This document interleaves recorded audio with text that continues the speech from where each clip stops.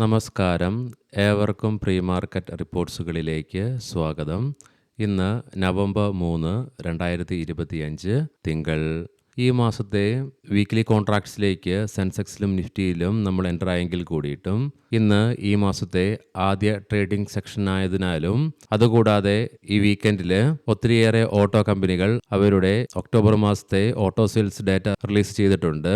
ഇതുകൊണ്ടൊക്കെ ഇന്ന് നമ്മൾ മാർക്കറ്റിൽ വോൾട്ടാലിറ്റി എക്സ്പെക്ട് ചെയ്യേണ്ടതായിട്ട് വരും. ഹയർ ലെവൽസിലുള്ള പ്രോഫിറ്റ് ബുക്കിംഗ് തുടങ്ങി പലവിധ കാരണങ്ങൾ കൊണ്ട് ഇന്ത്യൻ മാർക്കറ്റിന് വെള്ളിയാഴ്ചയും തുടർച്ചയായി രണ്ടാമത്തെ ട്രേഡിംഗ് സെക്ഷനിലും നഷ്ടത്തോടുകൂടി തന്നെ വ്യാപാരം അവസാനിപ്പിക്കേണ്ടതായിട്ട് വരികയുണ്ടായി. വിദേശ ധനകാര്യ സ്ഥാപനങ്ങൾ 6769.34 കോടി രൂപയ്ക്ക് സെല്ലിംഗ് തുടരുകയുണ്ടായി. അതേസമയം ആഭ്യന്തര ധനകാര്യ സ്ഥാപനങ്ങൾ 7068.44 കോടി രൂപയ്ക്ക് ബൈയിങ്ങും തുടർന്നു.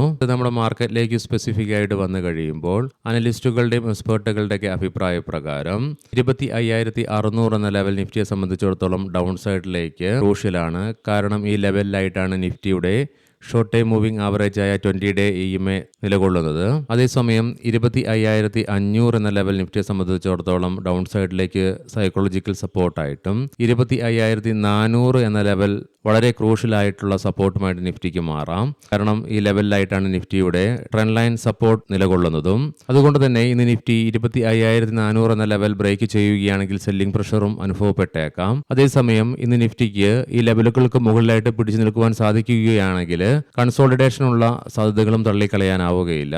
അതുകൂടാതെ ഇന്ന് നിഫ്റ്റിക്ക് മുന്നോട്ടൊരു പ്രയാണം സാധ്യമാവുകയാണെങ്കിൽ 25,900, 26,000 എന്ന ലെവലുകൾ അതിശക്തമായി മറികടന്നുകൊണ്ട് ലെവലുകൾക്ക് മുകളിലായിട്ട് നിലനിൽക്കേണ്ടതുമായിട്ടുണ്ട്. പ്രത്യേകം ശ്രദ്ധിക്കുക, ഇതൊക്കെ അനലിസ്റ്റുകളുടെയും എക്സ്പേർട്ടുകളുടെയൊക്കെ അഭിപ്രായങ്ങൾ മാത്രമാണ്. ട്രേഡ് റെക്കമെൻഡേഷൻ അല്ല. എഡ്യൂക്കേഷൻ പർപ്പസിന് വേണ്ടിയിട്ടാണ് ഈ ലെവലുകൾ വിശദീകരിക്കുകയുണ്ടായത്. ലീഡിംഗ് ആയ എല്ലാ ADR സ്റ്റോക്സും നഷ്ടത്തോടു കൂടിയിട്ടാണ് വ്യാപാരം അവസാനിപ്പിക്കുകയുണ്ടായത്. Bharti Airtel, Titan company, Tata consumer products തുടങ്ങി ഒത്തിരിയേറെ പ്രധാനപ്പെട്ട കമ്പനികൾ അവയുടെ Q2 ഏർണിംഗ്സ് പ്രസിദ്ധീകരിക്കുവാൻ വേണ്ടി ലൈനപ്പ് ചെയ്തിട്ടുണ്ട്. ഇന്നത്തെ പ്രധാനപ്പെട്ട ഗ്ലോബൽ ഇവന്റുകളിൽ രാവിലെ നമ്മുടെ മാർക്കറ്റ് ഓപ്പൺ ആകുന്നതിന് മുന്നേ 7:15 ചൈനയിൽ നിന്നും ഒക്ടോബർ മാസത്തെ റേറ്റിംഗ് ഡോഗ് മാനുഫാക്ചറിംഗ് PMI ഡാറ്റയുടെ റിലീസ് ഉണ്ട്.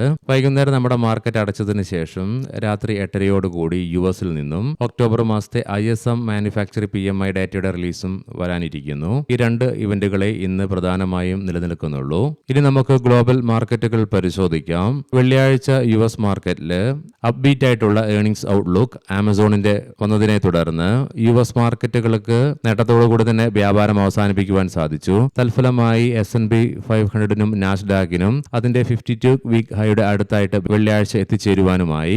യൂറോപ്യൻ മാർക്കറ്റ്സ് മൂന്നും നഷ്ടത്തോടു കൂടിയിട്ടാണ് അതേസമയം വ്യാപാരം അവസാനിപ്പിക്കുകയുണ്ടായത്. 1-ാം തീയതി ശനിയാഴ്ച വെളുപ്പിനെ ക്ലോസിംഗ് രേഖപ്പെടുത്തിയ ഗിഫ്റ്റ് നിഫ്റ്റിയുടെ ഇൻഡിക്കേഷൻ പ്രകാരം ഇന്ന് ഗ്യാപ് ഡൗൺ ഓപ്പണിംഗ് ആണ് നമ്മുടെ മാർക്കറ്റിൽ എക്സ്പെക്ട് ചെയ്യുവാനായിട്ട് സാധിക്കുക. കൊമോഡിറ്റിയിൽ ബ്രെന്റ് ക്രൂഡിന്റെയും ക്രൂഡ് ഓയിലിന്റെയും വിലയിൽ 0.5% ഉയർച്ച നിലവിൽ അനുഭവപ്പെടുന്നുണ്ട്. അതേസമയം ഗോൾഡിന്റെ വില വെള്ളിയാഴ്ച നമ്മുടെ മാർക്കറ്റ് അടച്ചതിന് ശേഷം അതിശക്തമായി തന്നെ ഇടിവ് രേഖപ്പെടുത്തുകയുണ്ടായി. നിലവിൽ $3,964 എന്ന നിലയിലാണ് ഗോൾഡ് വ്യാപാരം തുടർന്നുകൊണ്ടിരിക്കുന്നത്. ഇനി നമുക്ക് നിഫ്റ്റിയുടെയും ബാങ്ക് നിഫ്റ്റിയുടെയും ടെക്നിക്കൽസിലേക്ക് സ്പെസിഫിക് ആയിട്ട് പ്രവേശിക്കാം. നിഫ്റ്റിയുടെ PCR 0.5 എന്ന നിലയിൽ അൾട്രാ ബെയറിഷ് ആയിട്ട് നിലകൊള്ളുന്നു. മാക്സ് പെയിൻ 25,800 എന്ന ലെവലിലും ഹയർ ലെവൽസിലുള്ള സെല്ലിംഗ് പ്രഷറിനെ സൂചിപ്പിച്ചുകൊണ്ട് അപ്പർ ഷാഡോയോട് കൂടിയിട്ടുള്ള ലോങ് ബെയറിഷ് ക്യാൻഡിൽസ്റ്റിക് പാറ്റേൺ ആണ് നിഫ്റ്റിയുടെ ഡെയിലി ടൈം ഫ്രെയിമിൽ നിന്നും ദൃശ്യമാകുന്നത്. മാത്രമല്ല വെള്ളിയാഴ്ച ഉണ്ടായ ഫോളിനെ തുടർന്ന് നിഫ്റ്റിക്ക് അതിന്റെ ഷോർട്ട് ടൈം മൂവിംഗ് ആവറേജ് ആയ 10-day EMAയുടെ താഴേക്കായിട്ട് പതിക്കുകയുമുണ്ടായി.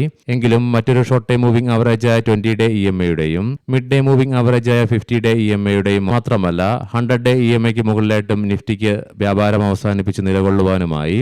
അതുകൂടാതെ വെള്ളിയാഴ്ച ഉണ്ടായ ഫോളിനെ തുടർന്ന് നിഫ്റ്റിക്ക് അതിന്റെ ഒക്ടോബർ റാലിയുടെ 23.6% ഫിബനാച്ചി റിട്രേസ്മെന്റ് ലെവലിന് താഴേക്കും പതിക്കുകയുണ്ടായി. RSIയിലും ഫോൾ രേഖപ്പെടുത്തിക്കൊണ്ട് 57.84 എന്ന ലെവലിലേക്കും എത്തിച്ചേർന്നു. വീക്കിലി ഓപ്ഷൻസ് ഡാറ്റ പ്രകാരം 26,000 എന്ന സ്ട്രൈക്കിലാണ് കോൾ സൈഡിലേക്ക് ഏറ്റവും കൂടുതൽ ഓപ്പൺ ഇൻട്രസ്റ്റ് കാണുവാൻ സാധിക്കുന്നതെങ്കിലും 25,800 എന്ന സ്ട്രൈക്കിലായിട്ടാണ് ഏറ്റവും കൂടുതൽ റൈറ്റിംഗ് നിലവിൽ കാണുക. അതേസമയം പുട്ട് സൈഡിലേക്ക് 25,500 എന്ന സ്ട്രൈക്കിലാണ് ഏറ്റവും കൂടുതൽ ഓപ്പൺ ഇൻട്രസ്റ്റ് കാണുവാൻ സാധിക്കുന്നതെങ്കിലും 25,700 എന്ന സ്ട്രൈക്കിലായിട്ടാണ് ഏറ്റവും കൂടുതൽ പുട്ട് റൈറ്റിംഗ് നിലവിൽ കാണുവാനായിട്ട് സാധിക്കുക. തുടർച്ചയായി രണ്ടാമത്തെ ട്രേഡിംഗ് സെഷനിലും ബാങ്ക് നിഫ്റ്റിക്ക് നേരിട്ട ഇടിവിനെ തുടർന്ന് ഹയർ ലെവൽസിലുള്ള വീക്ക്നെസ്സിനെ സൂചിപ്പിച്ചുകൊണ്ട് എബവ് ആവറേജ് വോളിയത്തോടുകൂടി ലോങ് അപ്പർ ഷാഡോയോടുകൂടിയിട്ടുള്ള ബെയറിഷ് ക്യാൻഡിൽ സ്റ്റിക് പാറ്റേൺ ആണ് ബാങ്ക് നിഫ്റ്റിയുടെയും ഡെയിലി ടൈം ഫ്രെയിമിൽ നിന്നും ദൃശ്യമാകുന്നത്. മാത്രമല്ല ബാങ്ക് നിഫ്റ്റിയും അതിന്റെ ഷോർട്ട് ടൈം മൂവിംഗ് ആവറേജ് ആയ 10 EMAയുടെ താഴേക്കും പതിക്കുകയുണ്ടായി. എങ്കിലും ബാങ്ക് നിഫ്റ്റിക്കും നിഫ്റ്റിയെ പോലെ തന്നെ അതിന്റെ 20, 50, 100 EMAയ്ക്ക് മുകളിലായിട്ട് വ്യാപാരം അവസാനിപ്പിച്ച് നിലകൊള്ളുവാനുമായി RSIയും ഇടിവ് രേഖപ്പെടുത്തിക്കൊണ്ട് 62.29 എന്ന ലെവലിലേക്കും എത്തിച്ചേർന്നു. മന്ത്ലി ഓപ്ഷൻസ് ഡാറ്റ പ്രകാരം 57,000 എന്ന സ്ട്രൈക്കിലായിട്ടാണ് കോൾ സൈഡിലേക്ക് ഏറ്റവും കൂടുതൽ ഓപ്പൺ ഇൻട്രസ്റ്റ് കാണുവാൻ സാധിക്കുന്നതെങ്കിലും 60,000 എന്ന സ്ട്രൈക്കിലാണ് ഏറ്റവും കൂടുതൽ റൈറ്റിംഗ് നിലവിൽ കാണുന്നത്. അതേസമയം 58,000 എന്ന സ്ട്രൈക്കിലാണ് പുട്ട് സൈഡിലേക്ക് ഏറ്റവും കൂടുതൽ ഓപ്പൺ ഇൻട്രസ്റ്റ് കാണുവാൻ സാധിക്കുന്നതെങ്കിലും 57,900 എന്ന സ്ട്രൈക്കിലായിട്ടാണ് ഏറ്റവും കൂടുതൽ റൈറ്റിംഗ് നിലവിൽ കാണുക. ഇന്നത്തെ പ്രധാനപ്പെട്ട സ്റ്റോക്കിംഗ് ന്യൂസുകൾ പരിശോധിക്കാം. മുൻകൂട്ടി ഓർമ്മിപ്പിച്ചുകൊള്ളട്ടെ, ഇത് ഒരു ബൈ ഓർ സെൽ റെക്കമെൻഡേഷൻ അല്ല. ഭാരത് പെട്രോളിയം കോർപ്പറേഷൻ പറയാൻ പോകുന്ന റിസൾട്ടുകളൊക്കെ quarter two year on year ബേസിസിലാണ്.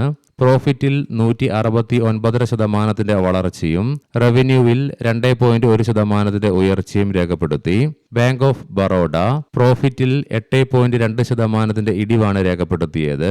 Net interest ഇൻകത്തില് 2.7% വളർച്ചയും രേഖപ്പെടുത്തി. ഗോദ്രേജ് കൺസ്യൂമർ പ്രൊഡക്ട്സ് പ്രോഫിറ്റ് 6% ഇടിവ് രേഖപ്പെടുത്തിയപ്പോൾ റവന്യൂവില് 4.3% വർധനവും രേഖപ്പെടുത്തുകയുണ്ടായി. ടാറ്റ കെമിക്കൽസ് പ്രോഫിറ്റിൽ 60.3% ഇടിവ് രേഖപ്പെടുത്തിയപ്പോൾ റവന്യൂവിലും 3% ഇടിവ് രേഖപ്പെടുത്തുകയുണ്ടായി. RR കേബിൾസ് പ്രോഫിറ്റിൽ 134.7% ഉയർച്ച രേഖപ്പെടുത്തിയപ്പോൾ റവന്യൂവില് 19% വളർച്ചയും രേഖപ്പെടുത്തി. ഇറ്റഗ്ര rail systems Mumbai metro line 5യുമായി ബന്ധപ്പെട്ട് മുംബൈ മെട്രോപൊളിറ്റൻ റീജിയൻ ഡെവലപ്മെന്റ് അതോറിറ്റിയുടെ ഭാഗത്ത് നിന്നും 2,481 കോടി രൂപയുടെ പുതിയ ഓർഡർ കമ്പനിക്ക് ലഭിച്ചു. സെൻ ടെക്നോളജീസ് മിനിസ്ട്രി ഓഫ് ഡിഫൻസിന്റെ ആന്റി ഡ്രോൺ സിസ്റ്റത്തിന്റെ അപ്ഡേഷനുമായി ബന്ധപ്പെട്ടുകൊണ്ട് 2 ഓർഡറുകളിൽ നിന്നായിട്ട് 2,089 കോടി രൂപ മൂല്യം വരുന്ന പുതിയ ഓർഡറുകൾ മിനിസ്ട്രി ഓഫ് ഡിഫൻസിന്റെ ഭാഗത്ത് നിന്നും ലഭിക്കുകയുണ്ടായി. ഏവർക്കും നല്ല ഒരു ട്രേഡിംഗ് ദിനം ആശംസിക്കുന്നു. വൈകുന്നേരം പോസ്റ്റ് മാർക്കറ്റ് റിപ്പോർട്ട്സുമായി കണ്ടുമുട്ടാം. നന്ദി, നമസ്കാരം.